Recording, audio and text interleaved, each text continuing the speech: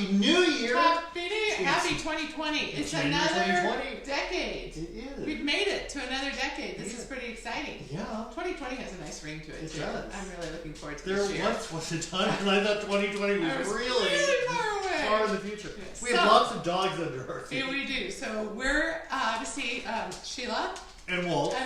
and this is Healthy Recipes served up on Livliga. Welcome. We are so excited to have everyone here today for our very first Facebook Live in the new year. In 2020, yes. Woo! And we are going to be covering a really super sensational recipe that's a Mediterranean focused recipe, because as we know, the Mediterranean diet is like the best. And I will say, as I stand here, I'm smelling garlic. Oh it's my wafty God, back. it's It's so so good. good. It's all about whole foods, fresh foods, and healthy oil. And also kind of talking about the DASH diet and the U.S. News and World Report that came out with all the best diets. And so we thought we'd sort of focus the new year. And diet in the sense of way of eating. We don't believe in actually diets per se, because the classic diet, how we frame it in terms of losing weight, has a beginning and an end. Right. I feel strongly about this. Walter knows this. So they don't work. But a lifestyle, which is what we're all about, what this Healthy Lifestyles served up on Livliga is all about. And we can have so much fun in the kitchen and creating these delicious recipes from around the world. Right. And the fact that the Mediterranean diet has been noted as, the healthiest, and the DASH diet was really actually developed by nutritionists, and is actually kind of very Mediterranean in style, because again, it's all about those whole foods and lowering carbs, lowering the amount of meat, although they do encourage lean meats in, the right size portions. What does DASH what does for? DASH mean? I don't remember. So it is, Cheat. I hate acronyms, but it's the dietary approach to stop hypertension. Exactly. That's DASH for you. Yeah. And My blood pressure is just going down just by smelling these spices that we have going on here for the Moroccan Lamb Tagine. So we thought we would start the new year with this, and also it gave us a great excuse to talk about our wonderful trip to Marrakesh. Which I think also is a wonderful idea, that we should start doing this, where the recipes we do, we have to go there first. Oh, don't you I think? think it's a great idea. So if you guys want to put in, a few requests, Right. like, some kind of Greek dish, we could go up to Greece and come back, and Something let's see, the Emerald Island. Oh, really? Or the Netherlands. Oh, Let's, yeah. think That's something great. on the Rhine, maybe with some good wine. We could, go there, check it out, come back, and share recipes we've learned, and I'm game. with friends. Yeah, I'm Count me in. actually thinking this is a really good idea for us. I like it. So today, we actually, because a tagine is a wonderful traditional dish that comes from, the kind of the Middle Eastern world. Morocco is known for this dish as well. They have various, riffs on it depending on what country you're in. And it's kind of interesting what the history of the tagine is. It's both a dish, and it's actually the dish or the pot that you cook it in. And kind of the shape of the pot, the way it's shaped. Kind of makes a it bell really shape.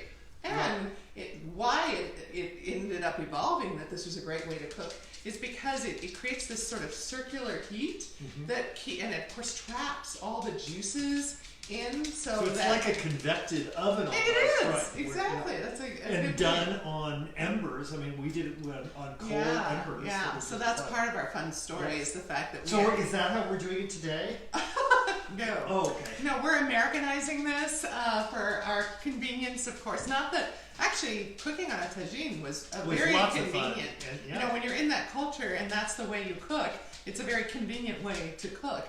It's just that here, using a tagine is certainly possible. It's just a little more complicated for us in this culture, and we can adapt it by using a slow cooker. And I will it's say similar. that It's not the same. I'm not trying to purport that it's exactly the same. And I'm guaranteeing you it probably tastes better in Morocco than it's going to taste here, but it tastes mighty fine here. This is good. But I will say, during the cooking process, which probably took an hour and a half once we actually got into tagine, there were a number of us, a lot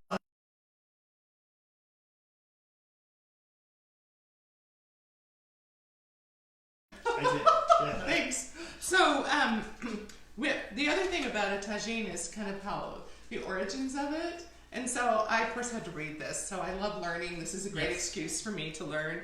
And so they were talking about the fact that it was Harun al-Rashid, who ruled the Islamic Empire kind of in the 18th century, who kind of coined this. I think it was, the cooking was going on way before that, because the Roman Empire was big in pottery and introduced the pot and the pottery the to the rest of the world, the ceramic, the way in which you could cook. Right. And then it says that way back then in kind of in the rule of Roman Africa, that the first reference to a recipe for a tagine was found and appeared in the 9th century in The 1001 Nights. Oh, Doesn't that kind of sound romantic? it does. I mean, actually, Morocco is a very romantic place. It was so fun. Wasn't it fun?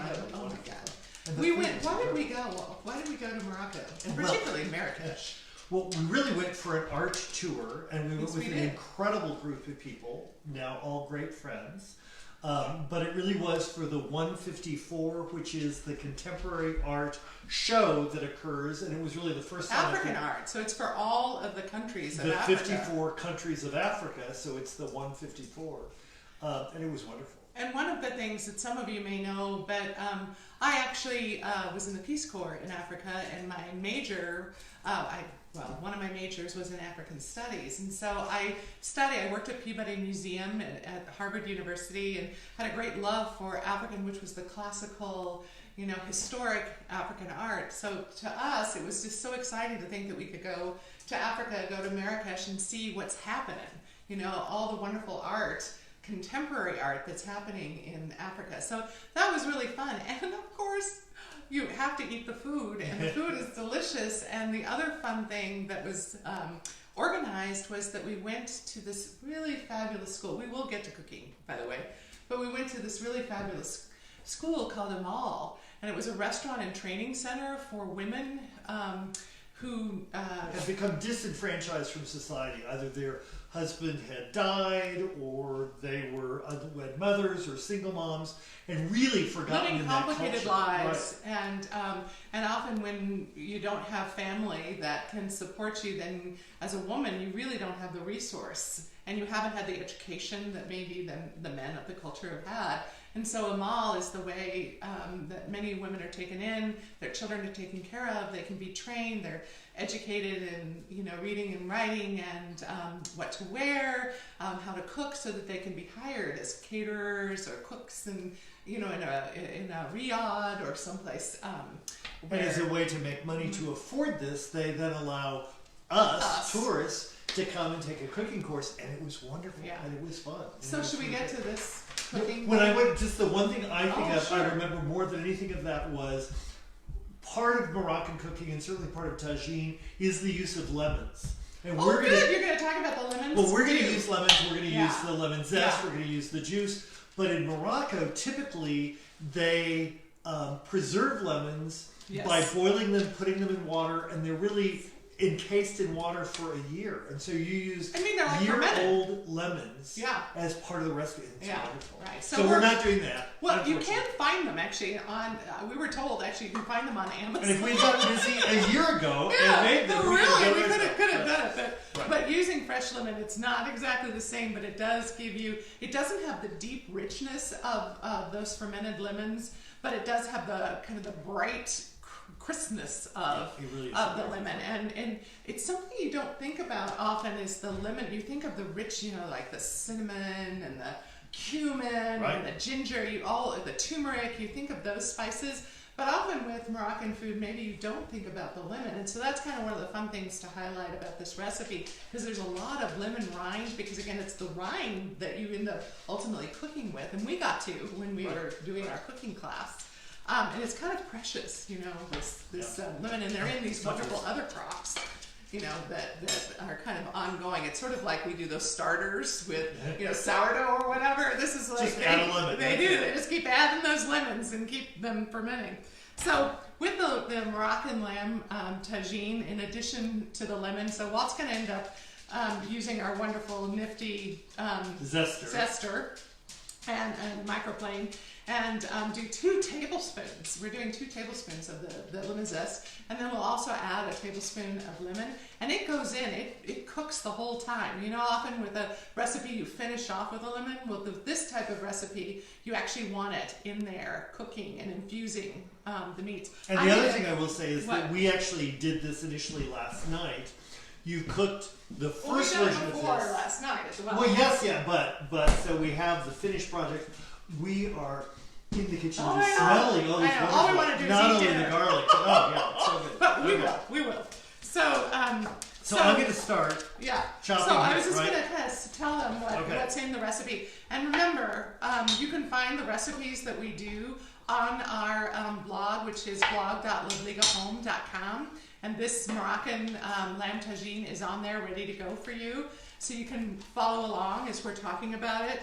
And again, the spices are key when you're talking about a lamb tagine.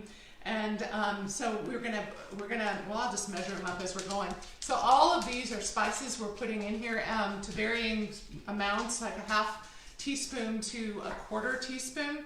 I guess I'll start with the half teaspoon. So we're gonna have salt, we're gonna have the cumin, we're gonna have ginger. I'm gonna have to refill my ginger. We're also adding, this is ground cinnamon. You know, these just smell so heavenly. And then turmeric. So we're gonna add all of these, and then we're adding the meat to it, and we're stirring it up in the spices so that the spices automatically start infusing the meat. And then as that's happening, we're gonna be cutting up an onion, we're gonna be cutting up a couple of carrots, it calls for about 1.5 cups of the sweet potato, which is peeled. Yes, I already peeled them just so that it would be more efficient that way. And so Walt's cutting it up, and just into nice chunks, but not huge chunks. Of course, I prefer things in slightly smaller. So I'm aiming for a 1/2 to 3/4 inch cube. Okay, and then it also calls for some Roma tomatoes in there, so I'm putting 2 in there. It calls for 1, or you can put, I do 2 just because I think it looks prettier, honestly, and the calories to this is nothing compared to adding something else. There's no added oil in this. The one fun thing is that you add the green. I got the Castelvetrano, is that how you pronounce it? I thought that. Castelvetrano, yeah. Thank you, I said it. So we're going to cut those in half. It's a 1/4 cup of the olives. So when you put this in, it is the most beautiful thing that you'll see on the blog. We have a picture of it in the slow cooker. Because of the oranges from the carrots and the sweet potato, and the green from the olives, and the red from the tomato, and we have some garlic. We have 2 garlic cloves as well as a whole onion. I mean, there's just so many wonderful vegetables in here that make it so colorful. And then it's just 1.5 pounds of, and this serves, I think, 6 to 8. It kind of depends on how much you're serving up, but it really is a generous meal, but with not too much of the meat. Sometimes we tend to overdo it in the States in terms of how much meat. So it's far more vegetable than there is meat in this recipe. And you end up putting chicken broth in there for it to cook and infuse in, and a little bit of honey and dates, of course. Yum. Dates are these magical fruits, right? They have incredible, they're so rich. They kind of make a gravy, because they're so rich as they cook and they infuse. They add a little bit of sweetness, as does the honey. But they have so much fiber. They're big on antioxidants. They're fabulous for heart health and for fighting cancer. They're anti-inflammatory, which fights just about everything, because of course we find our bodies are more susceptible to disease the more inflamed we are. So anyway, so this is it's such a healthy recipe. And there isn't any pre-cooking, so there's not even any olive oil that we use in here. It's really focusing on the spices. So really the oil comes from the lamb itself? Yep. And as you can see, this is pretty lean. I don't know if you can see, but this is pretty lean lamb. And and it's just a... I think they were shoulder Yeah, you could buy a whole lamb. I just didn't do that this time. You can have it deboned. One advice I will give, because I noticed when I was there, now there are times when you can buy lamb stew meat, but look at the price. It was a whole $1 plus more than buying the shoulder and cutting it up myself. And if that's not a big deal for you and you want the convenience, go for it. But don't think it's a cheaper way of going. When they say stew meats, in the olden days, that shit would have been the lower grade meat and would have been cheaper. It wasn't at the grocery store I went to. And that was just, the Kroger King Supers, so nothing fancy. So we've got, oh my God, the ginger, the cumin. I love the smell of cumin. I don't know what about it. It just it's really rich, it's earthy. It is, it's earthy. I think that's part of it. So we're doing the 1/4 teaspoon now of the ground cinnamon and the turmeric. And turmeric's just supposed to be so good for us in terms of, fighting off disease and good for our memory and our brain health and for staving off some of the aging of our brains. It's just really supposed to be so healthy for us.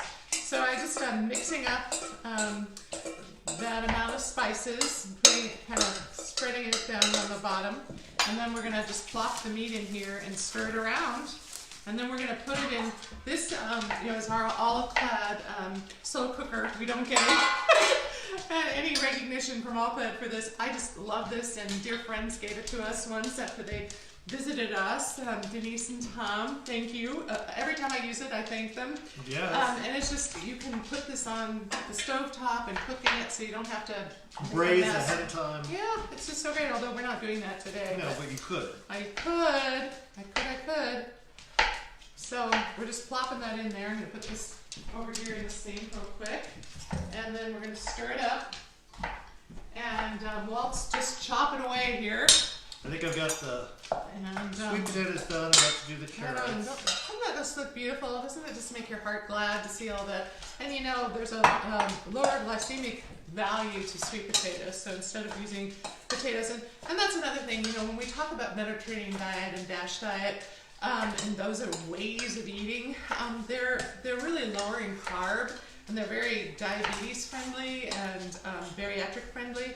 And both of them for different reasons. Those diets, the bariatric diet and the diabetes diet, needs to be conscious of being low carb, and certainly of the number of carbs to make choices. And even we're going to be doing Israeli couscous, which is the big pearl couscous. My family doesn't tend to like the smaller, although in Morocco it was the most delicious thing I've ever had. But they I tend to make it dry. I know. We put a little more olive oil in, I think. So you could avoid that. That's a pasta. It's it's a Middle Eastern pasta, couscous. So if we need to avoid even having that as the carb, you can, what do I use but cauliflower rice? I mean, you can make it so yummy. So and it absorbs the juices and things. I mean, it's just wonderful. So there's an easy way to make this even lower carb and very bariatric and diabetes and heart health friendly.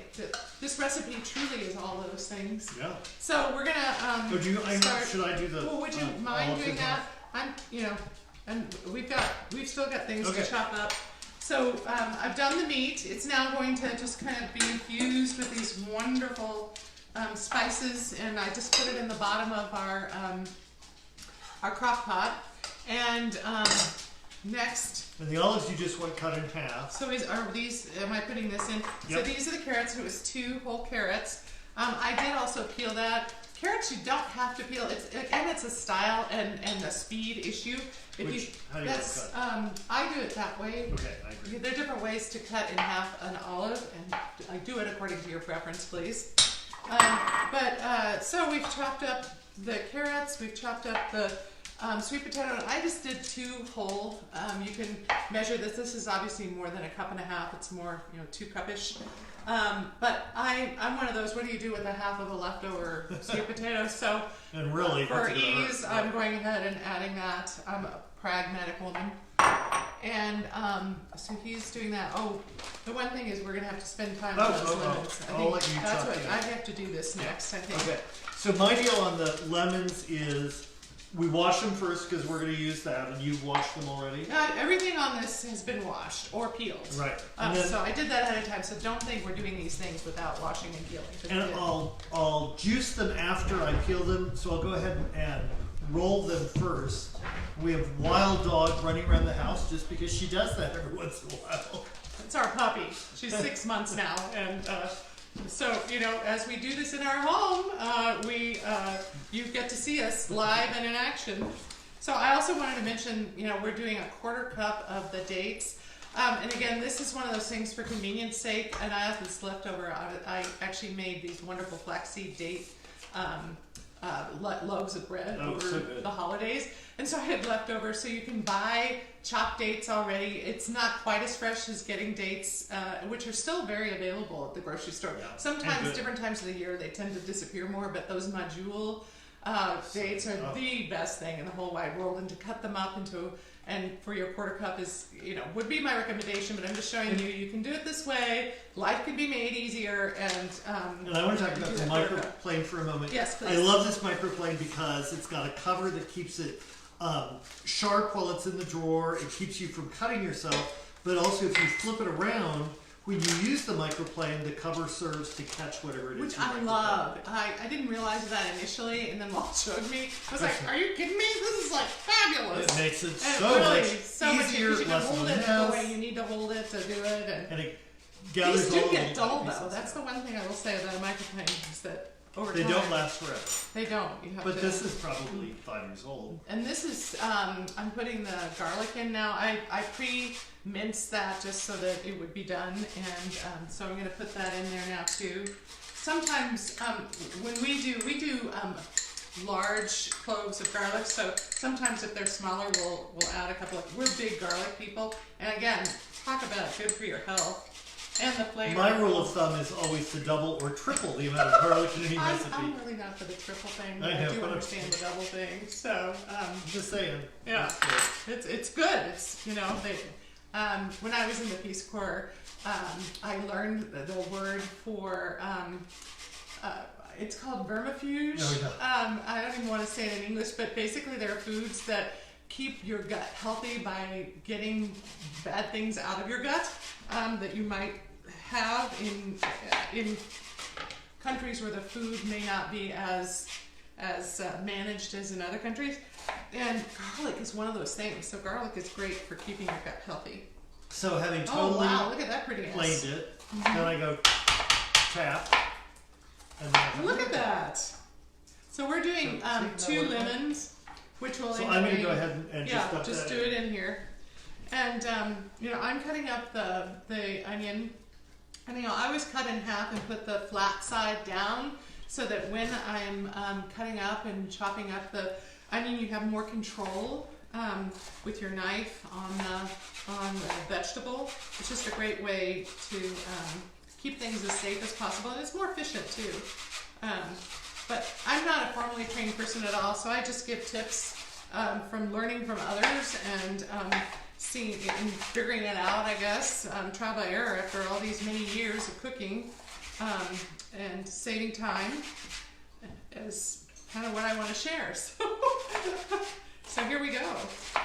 So I hope everybody's new year has started off well, and that you're looking forward to some good things happening in the months ahead. We really actually started off with a bang. We were really excited in so many ways. We have a big, huge event happening on the 27th that you'll find out more about. The Bariatric Foodie Pledge is starting on the 26th, and we're sponsors again this year. So anybody who's looking for a way to kind of get in gear and to create a way to be self-accountable, it's really a self-accountability thing. So it's not about measuring yourself against others. It's really about helping you spend some time on yourself and focusing on your own accountability. And then I'm going to be in Kansas City.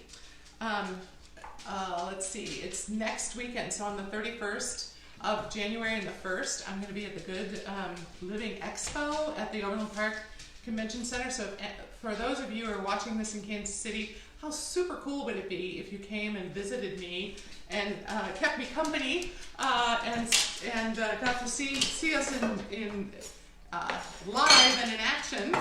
it would be so great to see. So I wanted to make sure to mention that today as well, so that we can connect with everybody in the different parts of the world where you are, and when we get to be there too. So it would be really fun. So I'm cutting up 2 Roma tomatoes. The recipe actually calls for 1. I just happen to have 2 here, so I'm going to go ahead and use both of them up. These aren't particularly huge, so and I just think the color is so pretty, as I mentioned to you before. So again, with the tomato, I can cut it, put it upside down, and then get it into nice chopped pieces. Do we need to be worried about the couscous, or are we okay? I thought that I would start that in a minute. I also, at the end, we're gonna put some toasted almonds on top, kind of finish the dish. So I've already toasted those, and those will look really pretty. They'll finish it off and make it look beautiful. So I'm putting some of the tomato in now. Walt's got the olive done. And I guess I could pour I gotta get the it's 1 tablespoon. It's 1 1/4 cups. I'm using chicken broth in this too, just because I love the flavor, and it doesn't add so many calories, and yet it creates this just wonderful flavor. For couscous, you want to bring the water to a boil and then put the couscous in. So I just turned on the pot so that it could boil. I'm just going to try not to watch it, so it will boil. Do I need to worry about the honey? So could you put a tablespoon of honey in there? And I wanted to mention, this is honey that Walt and August got, our son August, when they were traveling across the country at one point. It's this huge jar of honey. And of course, it's a raw honey, and it's solidified. And what I love is in recipes like this, you can use up your honey that's solidified instead of always having to put it in the microwave and melt it, and it keeps the integrity. So that's why I'm using this honey. It works so well in recipes, and it's so delicious because it's a raw honey. So the flavor of it is just the best you can. Agreed. And it reminds me that probably Morocco would have been more like that. Yeah. So he's putting that tablespoon of honey, and the dates are already in there. I think I mentioned. I think once we get this tomato, and then this cooks for 8 to 10 hours. So that again depends, I'm one of those that likes to put my recipe together first thing in the morning and then cook it all day, so that when we come home for dinner, the hard part's already done, the dinner's waiting. I can put a salad together tonight. We're gonna have a salad where I've chopped up some hearts of palm and put some mandarin orange in there and made my homemade dressing that's also available on the blog. Because I'm one of those, I don't like store-bought. I love the ease, which is why I'll spend a minute and kind of create a jar full of my vinaigrette, so it's like buying it at the store, because then it's ready for, you can use it for at least a couple of weeks after you've made it, and it's like you've bought, a jar or a bottle of it at the store. And but I just don't like store-bought because of the taste. And so we also have recipes for salad dressings on the blog, so you can have them handy. Just take a minute, make it, and then you've got it available to use then. For a little while afterwards. So I'm gonna stir this up, and I think we've got all the ingredients in there. I don't think the one thing we haven't done yet is the chicken broth. So it's 14 ounces that you put in. Usually you can buy just a can, but I tend to, of course, because we cook with chicken broth all the time, I get the big old boxes of chicken broth. So that's why I pre-measured it into this measuring cup. So we're going to stir it up a little bit, and then we're going to turn it on, and I'm going to cook it for 8 hours.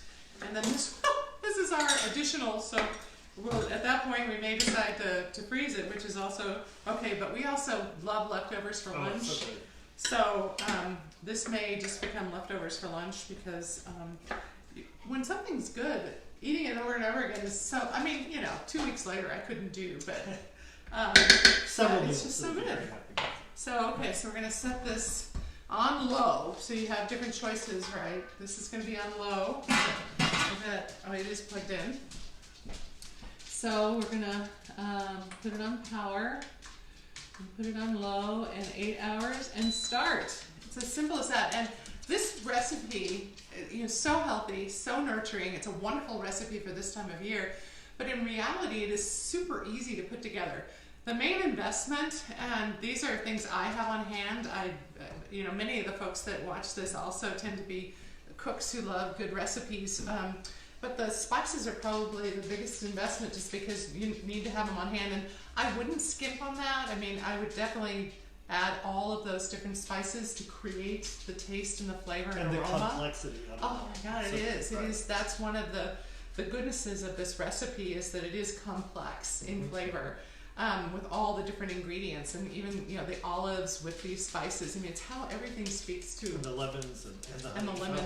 Did we do the juice? Did you put the tablespoon of juice in yet? I did. Okay, so that's extra juice. Yes. Okay, let's see if this is boiling so that we can. No, not quite yet. So I wanted to show you, maybe Walt can show you up close. This is couscous we get at the store. Which also says pearled couscous. Yeah, it's the Israeli version. Which the other is like slightly bigger ball, and it kind of absorbs differently. Yeah, but it really is great. Than the smaller couscous. Totally up to you, but a lot of people don't realize that there is such a thing, and it's something that we discovered a while ago, and our kids just preferred this. So when we're doing, sort of authentic meals, and we want to use the couscous, this is a great way. And of course, I mean, you can substitute anything. So like if you want to do quinoa, which is higher in protein, and it's not a flour-based, it's a grain. You can substitute. It's really up to you. That's a wonderful thing. But again, if you're wanting to do something authentic Mediterranean, then the couscous is the way to go. We're going to put a tiny bit once we get it done. And I think it's almost boiling, maybe. Yep. Yay! So we're going to stir this up for a second, and then we're going to we're going to try and keep track of it. Because it doesn't take very long, right? I mean, really. Well, 8 minutes, 10, probably. okay, yeah. 8 to 10, and then it should be absorbing. This kind of the couscous really absorbs the water, and then we're going to add a little bit of parsley to it and a tiny bit of olive oil, so it doesn't stick. And then we'll serve up a half a cup of that, and then a cup of we already have it, so we can show it to you. Because I did a version over during the day today of the. Oh yeah. Oh hi, Zadie. It's so nice of you to join. Yes. So we're gonna. I hear something. So we'll turn it down a little bit. Let it. So we can talk a little bit more about Morocco. The colors, the Moroccan blue that's there that is so beautiful. Majorel. The markets are so incredible. When we talk about the spices, you come to a true appreciation of them. And I think I took photos of them. If I think of it, I'll post some of those. And Walt did too. But you go into these markets, and there are these baskets full. And bright, maybe it's the sunshine, the color, but the brightness of the different herbs and spices, and the intense colors. I mean, it really is jewel tones. It's just, it's wonderful. And they smell, and you get to pick whatever amount that you'd like to have, and even saffron. We brought saffron home from there. And everything's about haggling. So right. That's part of the whole experience. The initial price is never the final price, and that's very much part of the fun. And I had never seen live, the Cobra dances, and they actually have that still in the markets, and they have women who will henna your hands, with beautiful designs. So you have this classic, and I'm sure it's more for the tourists at this point to have that, but it really did make for, you felt like you'd gone back in time a bit. And I think to me what was wonderful, Marrakesh itself is such a wonderful cosmopolitan city, and has for centuries, for millennia, really been this great there's all the caravans and the trade and the different cultures and the armies, and they all came through there. And we had a wonderful time, and felt the people were so wonderful, the food was incredible, the architecture was amazing. Well, I kept thinking, this was a trip of so many different views. Yes. You had the view of the architecture and the art and the food and the different cultures. And then we were in Marrakesh really the whole time, except one day we went, we did this wonderful trip up into the Atlas Mountains. So you have. Well, we went to, we went to the middle and saw the high. I don't think we got to the but just the fact. I think I had no idea. The view of that, you know, so, and the view of the markets and the riads, you know, these wonderful homes that, you know, have the central courtyard. Just the idea of the fact that every home has the central courtyard says a lot about family and community and gathering space, and but also safety, because, you know, there's only one Victorian. Right. So, you know, you get in there and then there's community and cats. That's the other thing I remember so much about our trip was, and our son, Andrew, had been there previously and had talked about the fact that you can be sitting in a restaurant or, you know, anywhere, and they're cats, because they're just, they are, and they're kind of part of the community, and people accept them where they are, and nobody really cares for them, but they're, you know, they're part of everyone's life. So you have, you know, shopkeepers, and they'll have a basket, and there'll be a cat curled up in the basket asleep, or there'll be a cat on top of a rooftop that has managed to find its way there. Up to the third right. Yeah, we had cats that were on the top of the rooftop of the riad that we were staying at. So, and we also had fabulous meals there too, because the wonderful people that worked there put a couple of dinners together for us, and with music that you know, of Morocco. It was very, very special. So many memories. And we've heard recently of so many people going to Morocco, and the wonderful garden. The gardens were so beautiful, and we got to go into people's home and see their art. And that's another thing that's so incredible, is how alive and the creativity that's in each of the, you know, represented in all the different African countries.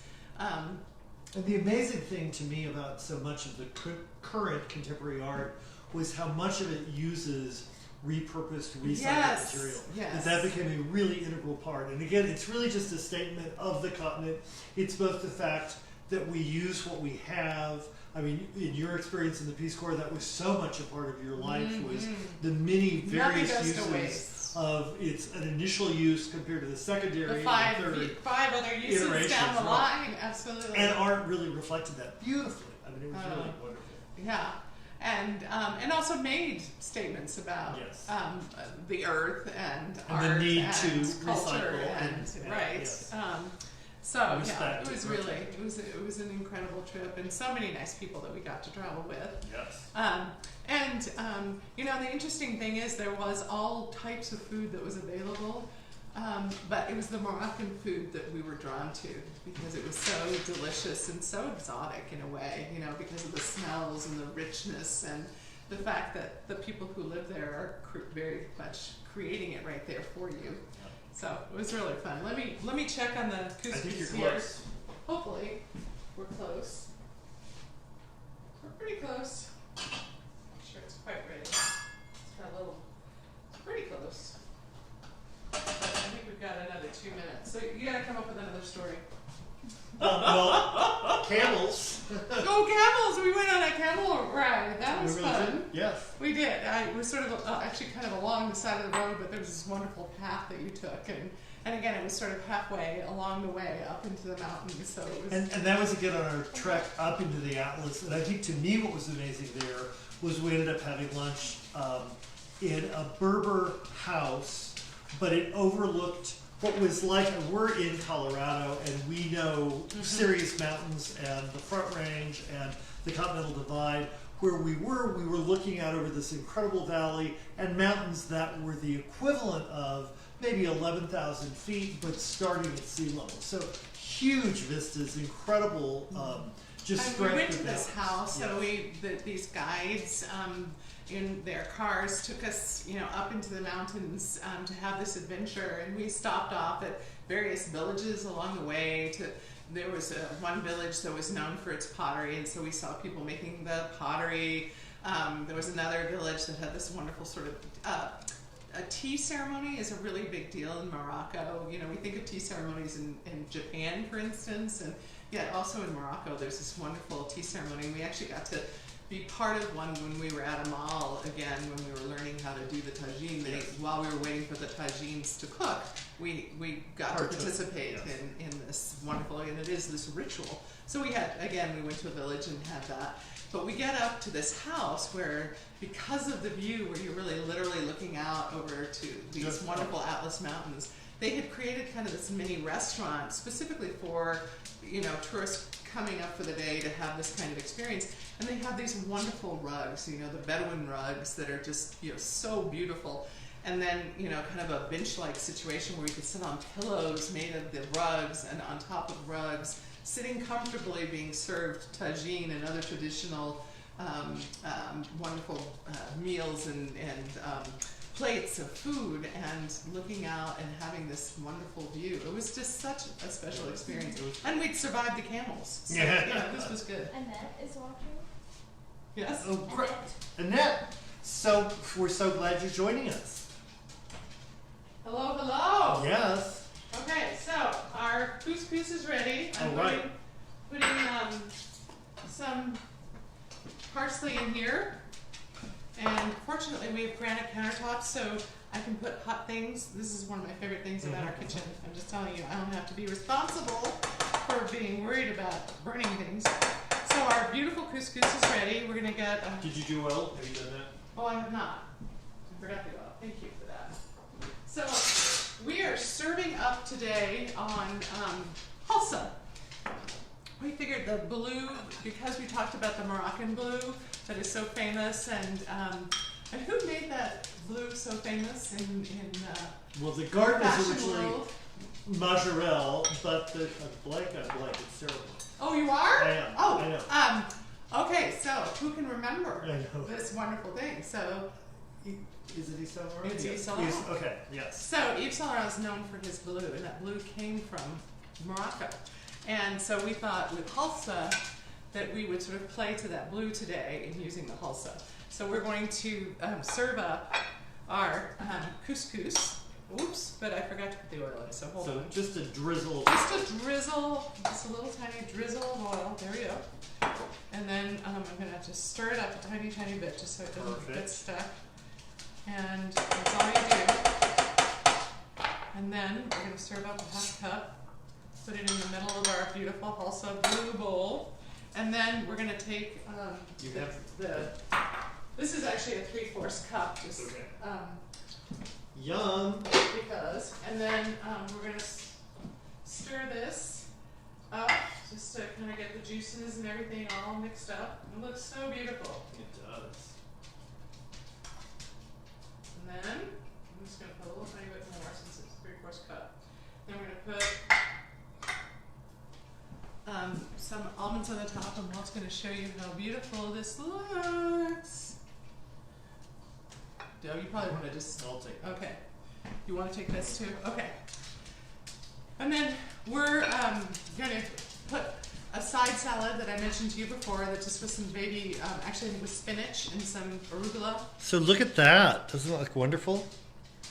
So that it smells is so our good. Moroccan Lamb Tagine. Yum. You can see on the recipe on the blog, which is blog.livligahome.com, that we've done it in a way that is serving friendly, calorie friendly, and low carb friendly. So it's really a recipe that's healthy to start the new year. It meets some of the eating style criteria, whether it's the DASH diet, which and the Mediterranean diet, that meet the criteria from U.S. News and World Report in terms of best overall diets, best healthy living diet. So it's a great way to start the new year, and we're going to try this out now. And Walt got out the salad, which again is just so pretty. And of course, oh look, it's in our Arabic serving bowl. It goes right with it. Doesn't it just go so well together? But so we'll have this salad with this, and it's a delicious meal served up on Livliga. That's healthy and nutritious. It smells so good. It may be hot, I know. but it does smell wonderful. So here we go. I'm going to try and get a little bit of the couscous and the lamb and the carrots, and I have to blow a little bit. It's so hot. Wonderful. Good job. Love it. Oh, you're going to love this. You got to try it and let us know what you think. So now with my mouth full, we'll wrap that up and remind you that we will have another Facebook Live next month. Next month it's going to be on February 25th. Again, we're always same time, 5:30 on a Tuesday. Tuesday, right? And this one is going to be fun. We're trying to we're not trying. We are doing a kind of budget-friendly view this year in terms of various recipes and helpful tips. And so our first Facebook Live on this subject matter of healthy foods that are served up on Livliga that are also budget-friendly is something that comes from My Plate. ChooseMyPlate.gov, and a lot of people don't think of this as a resource for great recipes and particularly budget-friendly recipes, and so I found a really stunning recipe. You know, we're national strategic partners. Livliga has been, for a number of years now, a national strategic partner of USDA and My Plate. And so we're very honored to showcase them, showcase this really fabulous recipe that actually is the recipe for January. But we're going to be doing it in February. We did it also in January. We've had it several times. It's really good. We did it for breakfast once, and I felt like we needed to tweak the recipe a little bit. So I've had some fun doing that, and we'll show you what I came up with next month. What is it? It's a sweet potato pancake, but it's done in a savory way. That's Lily. Where you end up sauteing mushrooms and putting some maple syrup and some balsamic vinegar in it, and then you layer each of the pancakes with some of the mushroom, and it is so beautiful. It is really so delicious. I can't wait to share it with you. So come join us next month as well. So deliciousness this month with the Moroccan Lamb Tagine. That's great for a healthy lifestyle. Next month we're going to be budget friendly, healthy, and showcasing a great resource that's available to everyone. So you know what? Have a great rest of January. It's almost over. It is. And a great beginning of 2020. Woo! And we'll see you in February, the month of hearts and love and romance and some really good, sweet potato pancakes. See you then. Sounds great. Take care. Okay. Bye, everyone. Bye. It's been fun.